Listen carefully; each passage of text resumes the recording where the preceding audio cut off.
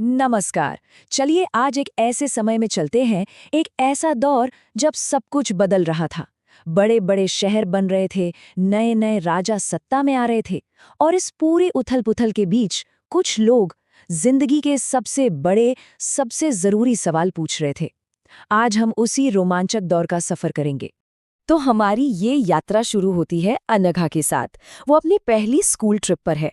Train से पुणे से वाराणसी जा रही है और वो बहुत एक्साइटेड है सारनाथ देखने के लिए। एक ऐसी जगह जो सिर्फ उसके लिए नई नहीं है, बल्कि एक ऐसी जगह जहां बहुत समय पहले कुछ बिल्कुल नए विचारों ने पूरी दुनिया को बदल दिया था। तो आगे हम क्या क्या देखने वाले हैं। हम जानेंगे कि वो समय इतना खास क्यों था। फिर बुद्ध के साथ दुख से निकलने का रास्ता खोजेंगे, उपनिषदों की गहरी दुनिया में उतरेंगे, महावीर की अहिंसा के क्रांतिकारी विचार को समझेंगे, और आखिर में देखेंगे कि ये सोच, ये विचार मठों में कैसे जिंदा रहे और आज तक हम पर कैसे असर डाल रहे हैं। तो चलिए कहानी की शुरुआत करते हैं, उस एक युग से जो बहुत बड़े बड़े बदलावों का गवाह बन रहा था। सवाल ये है कि आज से करीब 2500 साल पहले भारत में आखिर ऐसा हो क्या रहा था। मतलब क्या वजह थी कि लोग अपना सब कुछ दांव पर लगाकर ये पूछने लगे थे कि जिंदगी का मतलब क्या है, हम दुखी क्यों होते हैं, क्या सच में आत्मा जैसी कोई चीज होती है। देखिए, उस वक्त दुनिया तेजी से बदल रही थी। महाजनपद यानी बड़े बड़े साम्राज्य ताकतवर हो रहे थे। हजारों सालों के बाद नए शहर बस रहे थे। यहाँ तक कि गांव में भी जिंदगी बदल रही थी। इस सारे शोर और बदलाव के बीच कई विचारकों ने रुककर सोचा कि अगर हमारे चारों तरफ सब कुछ बदल रहा है तो फिर स्थायी क्या है, इस सब का असली मतलब क्या है। और इन्हीं सवालों के जवाब की तलाश में एक राजकुमार ने अपना महल, अपना परिवार, अपना सब कुछ छोड़ दिया। ये कहानी है बुद्ध की। वो शाक्य वंश के क्षत्रिय राजकुमार सिद्धार्थ के रूप में पैदा हुए थे। उन्हें दुनिया के हर दुख से दूर रखा गया था, लेकिन जब उन्होंने पहली बार बीमारी, बुढ़ापे और मौत को देखा तो वो अंदर तक हिल गए। उन्होंने सच की खोज में, ज्ञान की खोज में अपना घर छोड़ दिया। सालों तक भटकने के बाद बोधगया में एक पीपल के पेड़ के नीचे उन्हें ज्ञान मिला, और तब से वो बुद्ध कहलाए, मतलब जिसे ज्ञान मिल गया हो। उन्होंने अपना पहला उपदेश सारनाथ में दिया और फिर अपनी पूरी जिंदगी लोगों को दुख से बाहर निकलने का रास्ता दिखाने में लगा दी।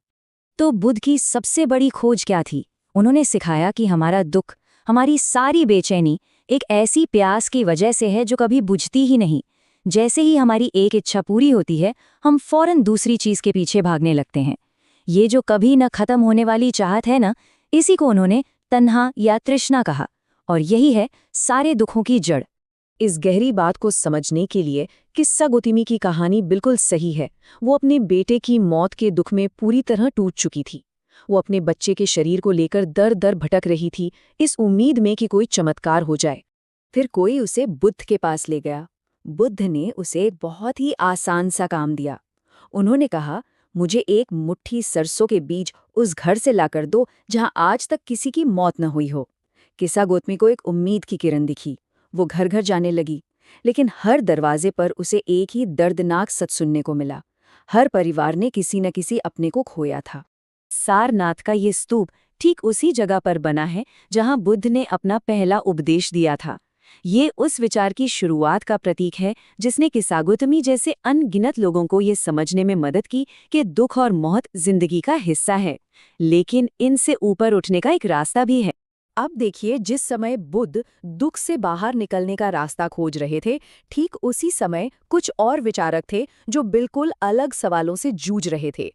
वो मौत के पार जिंदगी के सबसे बड़े रहस्य को सुलझाना चाहते थे। इन विचारकों का मानना था कि इस ब्रह्मांड में कुछ तो ऐसा है जो स्थायी है, जो कभी मरता नहीं। उन्होंने इसे नाम दिया आत्मान, यानी हमारी अपनी आत्मा, और ब्रह्म यानी इस पूरे ब्रह्मांड की आत्मा। और उनका सबसे क्रांतिकारी विचार ये था कि आखिर में आत्मान और ब्रह्म एक ही हैं। तो यहाँ हमें खोज के दो बहुत ही दिलचस्प रास्ते दिखते हैं। एक तरफ बुद्ध पूछ रहे थे, हम अभी इसी जिंदगी में अपने दुख कैसे खत्म करें, और वहीं दूसरी तरफ उपनिषदों के ऋषि पूछ रहे थे, वो कौन सी अमर चीज है जो हम सबको इस पूरे ब्रह्मांड से जोड़ती है। दो अलग अलग सवाल, पर दोनों ही बहुत गहरे। अब चलते हैं इसी दौर के एक और महान विचारक की तरफ, महावीर, जिन्होंने दुनिया को अहिंसा का एक ऐसा सिद्धांत दिया जो बेहद सख्त था पर उतना ही शक्तिशाली भी। जैन शब्द आता है जिन से, जिसका मतलब है विजेता।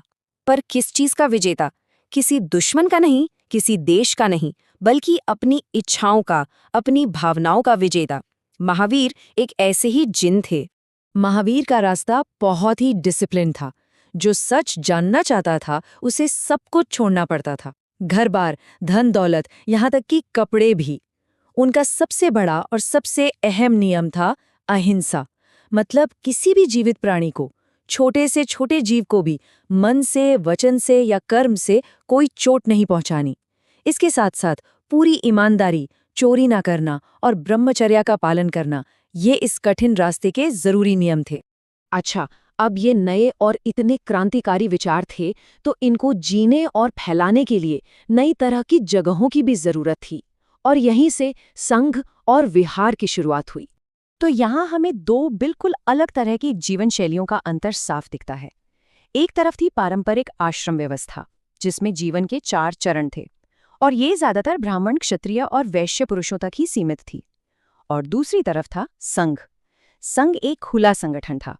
यहाँ कोई भी आ सकता था, स्त्री, पुरुष, व्यापारी, मजदूर, किसी भी जाति का। बस एक शर्त थी, सच जानने की सच्ची लगन होनी चाहिए। यहाँ जिंदगी ध्यान और सादगी से जी जाती थी। तो सवाल है कि ये साधक रहते कहाँ थे? ज्यादातर समय तो वो घूमते फिरते और उपदेश देते हुए बिताते थे। लेकिन बारिश के मौसम में जब घूमना मुश्किल हो जाता था, तब वो विहारों में रुकते थे। ये एक तरह के मठ थे जो अक्सर पहाड़ों को काटकर बनाए जाते थे, जैसे कि महाराष्ट्र की ये शानदार कार्ले गुफा। ये विचार बस कुछ समय के लिए नहीं थे, इनकी विरासत आज भी जिंदा है और इसने दुनिया भर के करोड़ों लोगों को एक नई राह दिखाई है। इन विचारों में कितनी जान थी, इसका अंदाजा हमें नालंदा विश्वविद्यालय से लगता है। आज से करीब 1400 साल पहले चीन से एक यात्री आए थे, श्वेन त्सांग। उन्होंने लिखा था, यहाँ के शिक्षक योग्यता और बुद्धि में सर्वश्रेष्ठ हैं और इतने गहरे सवाल पूछे और जवाब दिए जाते हैं कि एक दिन भी कम पड़ जाता है। सोचिए, उस समय का ये कितना बड़ा बौद्धिक केंद्र था। और नालंदा में एडमिशन लेना कोई बच्चों का खेल नहीं था। श्वेन त्सांग बताते हैं कि यूनिवर्सिटी के गेट पर जो द्वारपाल बैठता था, वही इतने मुश्किल सवाल पूछता था कि 10 में से 7 या 8 लोग तो जवाब ही नहीं दे पाते थे और उन्हें वहीं से वापस भेज दिया जाता था। कल्पना कीजिए कि वहां ज्ञान और बहस का स्तर क्या रहा होगा। तो आखिर में हम घूम फिरकर उन्हीं सवालों पर आ जाते हैं, है ना? जिंदगी का मकसद क्या है? हम दुखी क्यों होते हैं? हमारा इस ब्रह्मांड से क्या रिश्ता है? ये सवाल भले ही 2500 साल पुराने हों, लेकिन आज भी ये उतने ही ताज़ा हैं, उतने ही ज़रूरी हैं। हम सब कभी ना कभी खुद से ये सवाल पूछते हैं और शायद इन्हीं सवालों के जवाब की कभी ना ख़त्म होने वाली खोज ही हमें इंसान बनाती है।